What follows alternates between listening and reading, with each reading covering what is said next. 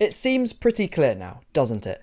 Martin Zubimendi will be Arsenal's first signing of the summer transfer window, and today's video is going to be a mixture of my scouting report on the Spaniard, the qualities that have made him the sought-after acquisition for not only Arsenal, but Real Madrid and the well-documented pursuit of Liverpool, as well as getting to know what we are not buying in Martin Zubimendi, what it informs us about Mikel Arteta's future plans for this Arsenal team, as well as, of course, my overall take on the signing. Welcome back to the Harvey Gratian YouTube channel. I'm so glad you found us or are joining us once again. And I think the proper place to start talking about this Zubimendi deal, for me at least, is looking at some rather illuminating quotes on the player, both on and off the pitch. I go back to January now, when I was beginning my initial dig around Zubimendi, and to put it simply, if you have Xabi Alonso, Xavi Hernandez, Liverpool's football director Michael Edwards, and of course Mikel Arteta, all full of praise or shifting resources to try and attract a player, it was a confident footing for me. This is what Xabi Alonso had to say about Zubimendi in the Spirit of Sociedad documentary in 2022. Martin's a player all coaches would want. He's generous, he always thinks more about his teammates than himself. He has that ability to generate play, to make those around him better, always offering solutions to improve the move. He understands what the next step is before the ball gets to him. He has that ability to organise the axis. I loved working with him. As it will become clearer, I don't think comparing Zubimendi directly to someone like a Xabi Alonso is a particularly apt one, but the thing I want to emphasise about these Alonso quotes is the idea that Zubimendi is always playing 2-3 steps ahead of everyone else, something that can be hard to portray on video, but I'm going to do my best. One of the things Zubimendi is genuinely world class at is his first touches. They're always full of intention and often set up little bursts into space or allow him to shimmy away from his marker. Look how deliberate and directional his first touch is here, and when he receives it again he already knows the switch is on. This lack of hesitancy, this efficiency or cleanness to Zubimendi's game is something you only really notice when it isn't there, I think. But back to this burst and Zubimendi's subsequent smaller space carrying, that ability he has to drive away from his marker in the first 5 or 10 yards. I think that's sort of his main USP that sets him apart from your other deep-lying playmakers, how he can invite a couple of pressers onto him and then wriggle out in the space between them. Have you ever seen that video of the Leicester youth player mucking about with his mates in a pre-season? That feels like Zubimendi when he isn't doing the calm, sort of controlling passing that we will see for the majority. It's not actually enough, I think, to call him just a Jorginho with legs, because I actually think that undersells how nippy and evasive his dribbling is. This is him running off Jude Bellingham in the Euros final, for example, albeit with a head start. But as Arsenal fans, I think we are going to have to get used to how Zubimendi is not a fixed typical 6, in the sense that he will burst high as a result of this dribbling game, a bit like Vitinha or João Neves do for PSG. The next part of Alonso's quote I want to quickly backtrack to is Zubimendi's ability to generate play or to offer solutions to organise the axis. It sounds infinitely prettier when it's coming from Alonso's mouth, granted, but I have my own thoughts on this. If you see the axis as this sort of centrifugal point the whole team hinge around, as I've said, Zubimendi doesn't just sit still. How he changes his heights continually when playing is something that immediately stood out to me as one of those key little details, and that links into this idea of him generating play. This example here is something I think you have to be told about in order to see. Here, Zubimendi sees both of his midfield partners have dropped deep and shifts higher inside the block. It's interesting that the player he actually evades here is João Neves, and of course, as Zubi receives it, he already knows the picture and he plays this lovely first-time volley into the runner beyond.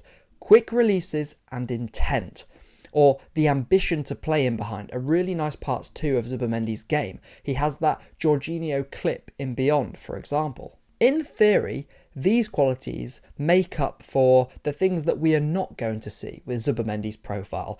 For example, that player who can ping and whip a ball anywhere from deep. That's not Zubimendi. Instead, his strengths lie in utilising both feet, allowing him to play over the top with his left foot too, which potentially alludes to some of the reason why he is comfortable leaning towards the left-hand side, but mostly, as you will see in his seasonal heat map, from inside the Sociedad penalty box to around 25 to 30 yards out from the opposition goal, it really is Zubimendi's pitch, from back to front and left to right. And of course, this ties in again to what we shouldn't necessarily be asking Zubimendi to do for us. But also, still at just 26 years of age, I do house hopes later down the line for Zubimendi and Rice being able to more freely interchange in the 6 and 8 roles. But more on that relationship between the two later. Zubimendi pops up really well high at times, he combines well there too, and there are probably shades that I see of a Gundogan type role being developed down the line. But Zubimendi also knows that there are these margins for him to improve. This is what he said after turning down Liverpool last summer. I don't believe in once-in-a-lifetime opportunities. If you're good and want to achieve something, it will come to you. I stayed at Sociedad because I knew this season would be important for me in the team. I still had steps to take. Remember Alonso saying he was a coach's dream? He strikes me, Zubimendi, as someone who is really meticulous with his thinking, and for someone who wasn't a youngster, let's remember, when Liverpool came calling, despite missing out possibly on a league title, there is something not only admirable, but really suggestive, I think, about him staying at Sociedad, about the type of mind we are getting. He is undoubtedly another buy-in player. But why was Michael Edwards, someone focused on a really data-driven approach, so keen to bring Zubimendi in? When, although there are so many contexts to this, by the way, Zubimendi's on-the-ball numbers are rather light. Arne Slot can help us here, as well as showing what this could mean for Arsenal. This is what Slot had to say when he was speaking in an interview about how he likes his pivots to play.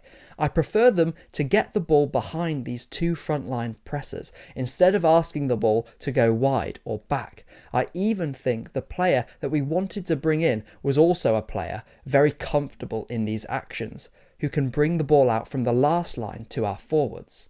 We know Zubimendi is brilliant at dropping outside of the block and dictating, but you don't need me to tell you that. The key thing that Slot emphasises here is Zubimendi's ability to accelerate play inside the block and connect directly with Liverpool's attackers. Zubimendi has this capacity to receive, spin away from pressure in tight spaces and rifle a line cutter into those between the lines areas, something I think Saka against Newcastle, for example, was begging for in this Arsenal team.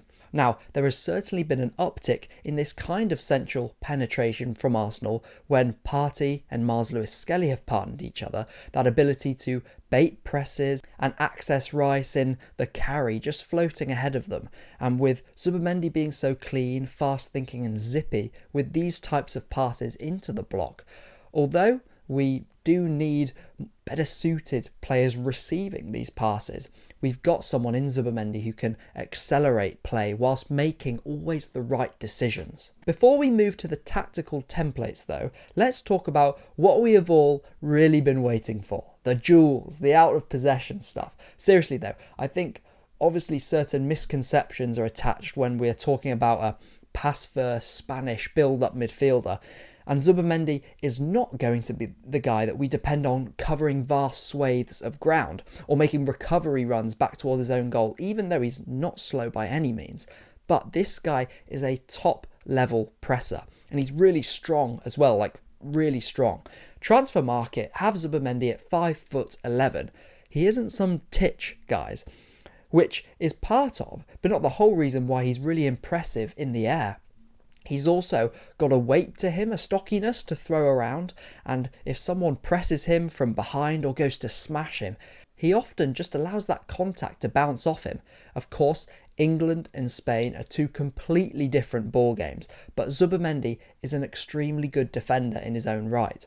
He occupies the right-hand side of a pivot in a 4-4-2 block for Sociedad and finds himself in these familiar positions in the press where he's high and he's front-footed and he's utilising his energy for days, often turning the ball over high and using that quick release trait to good effect.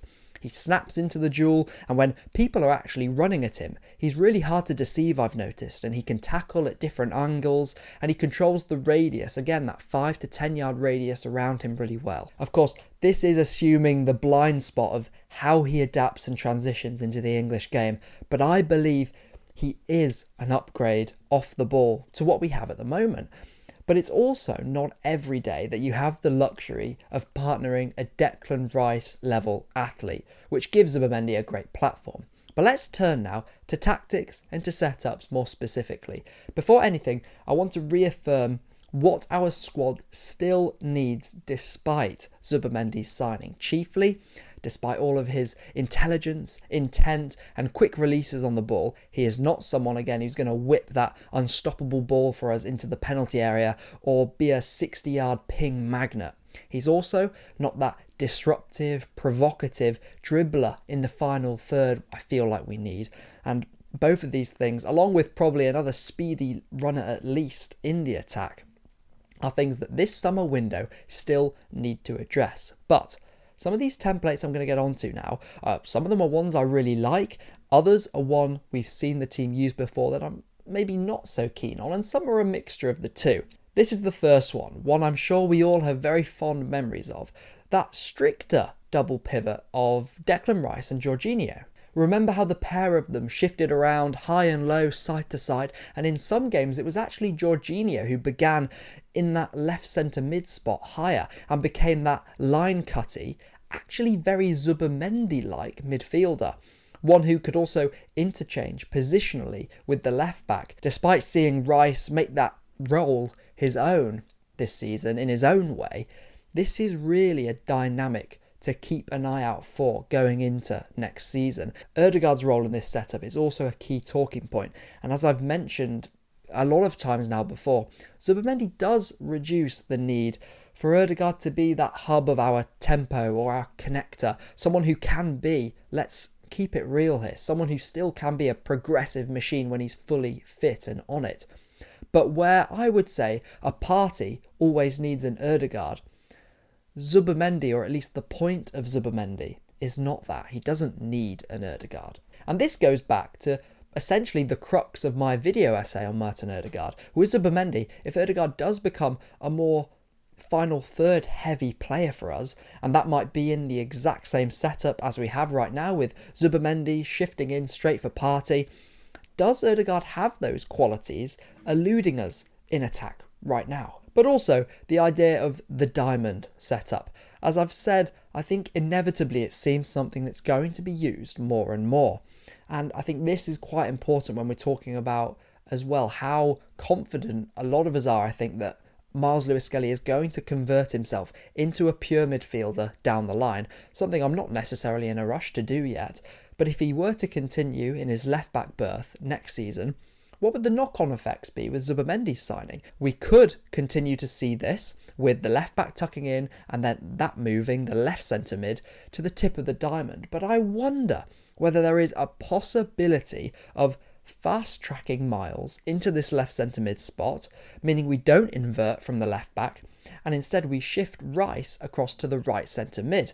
But crucially, he still will have that freedom, I think, and that flexibility to chop and change as he sees fit with Zubimendi.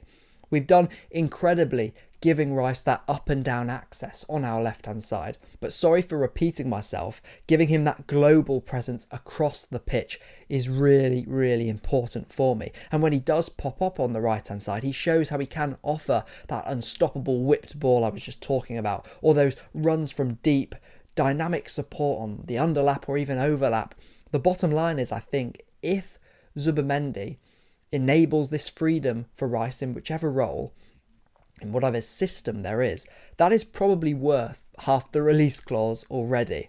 And in this template, this either pushes Odegaard in the diamond higher to that tip spot, or prepares us for the type of player we are looking at, I think, in the summer. The Sescos, the Watkins, even an Mbuemo operating in that too with Kai Havertz.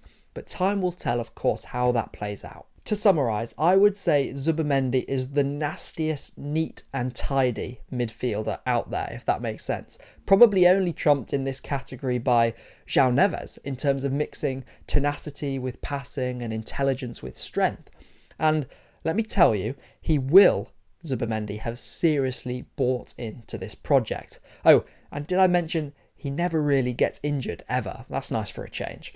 To reiterate though, the chance to partner someone like a Declan Rice does not come about very often, and just as I fully expect a fully fit Rice to help Zubimendi out with covering those bigger spaces, like I said, if Zubimendi can adapt and start controlling games for us whilst maximising Rice's responsibility in this team, as I've said, that's probably 25 million of the £50 million release clause already well spent. The best case scenario for this Zubimendi transfer is that we've profiled him right. He takes little time to adapt and is that relentless defender who can add that little bit of extra snap at the top of our press. His additives in possession, such as those little carries and quick releases and intelligence, knit the team together, give us more central threat. He controls games for us, as well as allowing other players to roam free. We go and do the other business that we need to do in the market to not have to depend on Zubimendi to be something that we still have to outsource, or without putting every single one of our eggs in the baskets of Miles and Ethan Nwaneri. Ultimately as well, Zubimendi is replacing what will become this summer a fundamental lack, with Jorginho, Partey and Zinchenko all potentially leaving. But he does, as I hope I've shown in this video, have the capabilities to really improve on that too. We should not be risking our whole summer strategy on this, but right now it seems really smart to me to acquire a profile Europe's elite we're after, and for good reason. There are games I feel are already pretty ready-made for Zubimendi, for example against those high aggressive presses. The same way though, I don't think he's necessarily a 38-game starter, but it is a productive start to hopefully what will become a win now summer. Thank you so much for watching. I hope you've learned something and enjoyed the video. I'll catch you in the next one. See you later.